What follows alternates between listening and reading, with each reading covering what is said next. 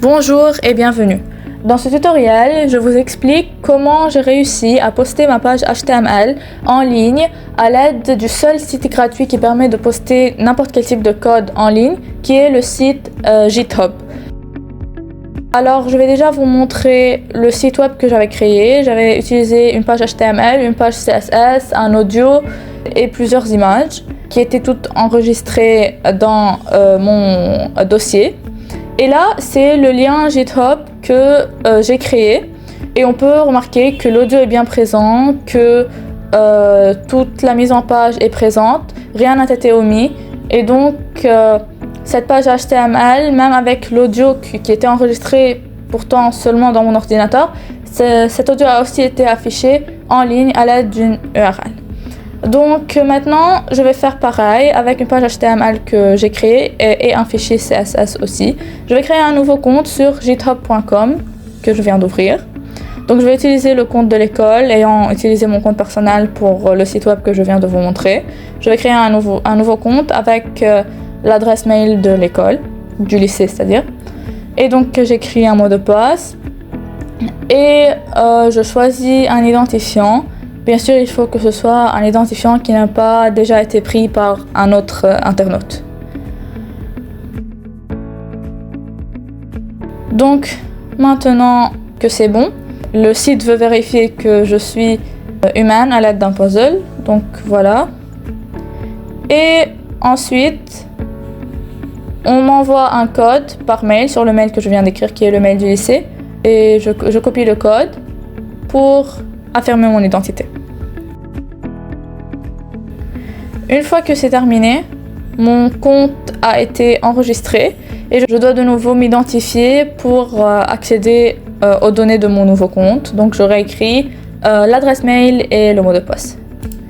Après cela, mon compte a été créé. Je peux voir ma page d'accueil du nouveau compte. Et maintenant, je veux créer un nouveau projet dans lequel je vais insérer tous mes fichiers. Donc, c'est un nouveau site web si on veut. Et pour cela, je vais appuyer sur Create Repository. Donc, Repository, c'est en quelque sorte le projet. Et donc, j'appuie dessus. Une fois que c'est fait, une page s'affiche. Déjà, bien sûr, je vais choisir le nom du repository, c'est-à-dire du projet. Je l'appelle Tutorial Hub, par exemple. Et là, je vais insérer ces fichiers que j'ai créés précédemment. Donc, j'ai créé une page HTML intitulée Tuto et une page de style CSS intitulée Tuto Style. Donc, c'est ces fichiers que je veux importer pour les mettre en ligne.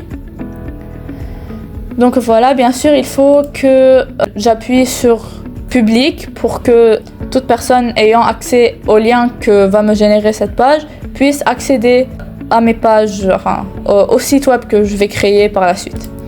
Donc j'ai appuyé sur Public, c'était déjà fait. Et là, j'ai l'option d'ajouter un fichier README. Ce fichier pourra détailler un peu les informations de ma page pour les gens qui utilisent en fait des sites web vraiment professionnels avec des droits d'auteur et des licences, tout cela. Mais moi, j'en ai pas besoin, donc je ne vais pas sélectionner cette option. Donc maintenant, une fois que j'ai fini et que j'ai choisi tous les paramètres qui me conviennent, j'appuie sur Create Repository pour que mon projet soit créé. Donc j'ai appuyé, voilà, j'ai un nouveau projet intitulé Tutorial Hub, comme je l'avais choisi. Donc maintenant, la première chose à faire, c'est bien sûr d'importer mes fichiers, le fichier HTML et le fichier CSS. Donc j'appuie sur Upload an existing file. J'ai le choix de créer un nouveau fichier, un nouveau code en fait, à l'aide de GitHub, mais comme mes fichiers sont déjà finalisés, je vais juste les insérer.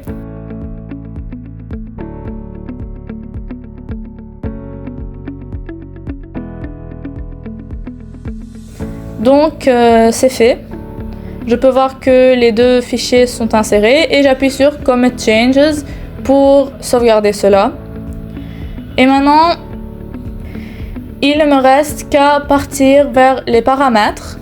Donc j'appuie sur Settings en haut et je défile vers les paramètres intitulés Pages ou Page, c'est-à-dire. Ayant appuyé sur Pages, je dois choisir la branch, c'est-à-dire la branche dans laquelle mes fichiers sont présents. Donc moi j'avais placé mes fichiers dans une branche qui s'affiche automatiquement qui s'appelle main. Il n'y en a pas d'autre, donc je la choisis. Et d'ailleurs, on peut voir dans le code que c'est écrit ici que c'est la branche main. Donc je l'ai choisi. Je la choisis de nouveau puisque ça n'a pas été sauvegardé. Et j'appuie sur Save. Donc, une fois que c'est fait, j'ai le choix d'ajouter un nom de domaine personnalisé. Mais cela se fait seulement si j'ai moi-même acheté un nom de domaine à l'aide d'un fournisseur de nom de domaine, ce que je n'ai pas fait. Donc le nom de domaine qui s'affichera sera mon nom d'utilisateur avec github.io. Donc c'est bon, je rafraîchis la page et je remarque que le lien n'a toujours pas été généré. Donc je me rends dans code et je peux voir que dans Deployments, une page est en train de se charger. Donc je rafraîchis la page et c'est bon, la page a été chargée. Je peux repartir dans Settings et dans Pages pour voir afficher l'URL qui est censé être l'URL de mon site web. Donc j'appuie dessus et il y a erreur. Alors pourquoi il y a erreur? Justement parce que le fichier que j'ai choisi au début, le fichier HTML, était intitulé tuto.html. Seulement GitHub n'accepte qu'un seul type de fichier HTML, le fichier intitulé index.html.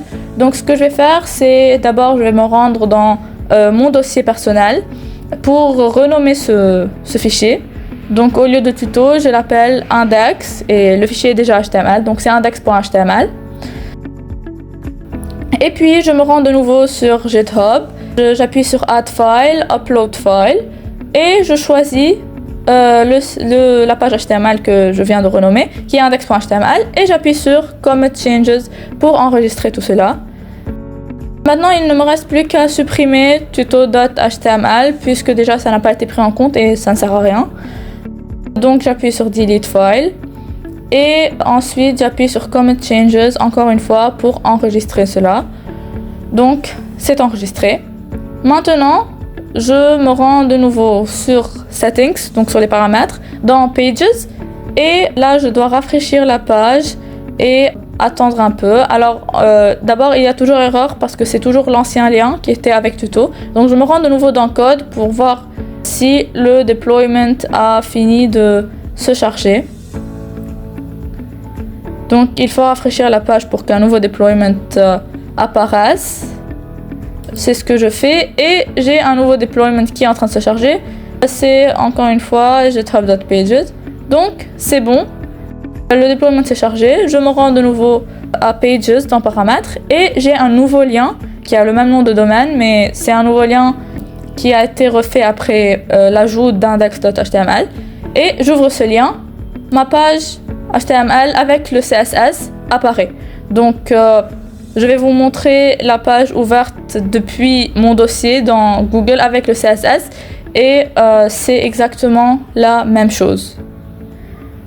L'URL comporte mon nom d'utilisateur avec github.io puisque je n'ai pas acheté un nom de domaine. Et donc je vais essayer pour m'assurer que cette URL marche avec tout genre de compte. Donc que si j'ai envoyé cette URL à quelqu'un, elle pourra ouvrir mon site web. Je l'ouvre depuis mon compte personnel et la même page apparaît, la page que j'avais en fait préparée. Et donc c'est ainsi que j'ai réussi à l'aide de GitHub de poster ma page HTML en ligne avec le CSS et même je pouvais, si je voulais insérer un audio dessus ou une image ou quoi que ce soit, je pourrais l'insérer avec les deux fichiers, c'est-à-dire au lieu d'insérer seulement index.html et style CSS, je peux ajouter l'audio, l'image, tout ce que je veux et ça apparaîtra aussi dans la page web, c'est-à-dire après avoir inséré l'URL qui m'a été donnée. Et maintenant je peux me rendre dans le dashboard, c'est-à-dire la page d'accueil. Je peux toujours trouver mon repository, c'est-à-dire mon projet, pour en faire des modifications à tout moment. Et je peux, si je veux, créer un nouveau projet pour poster une nouvelle page, que ce soit HTML ou n'importe quel autre genre de code, en ligne.